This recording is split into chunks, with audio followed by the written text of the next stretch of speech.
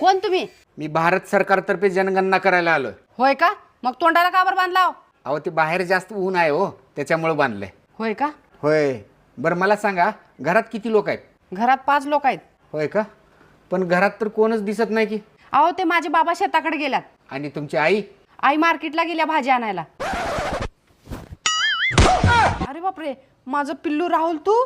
तुला 8 दिवस झालं भेट म्हणलेलो, तर सारखं बहाना करतीस घरात सगळे जण आहेत म्हणून. अरे ऐक रे माझं. अरे ऐक की. अजिबात ऐकणार नाही.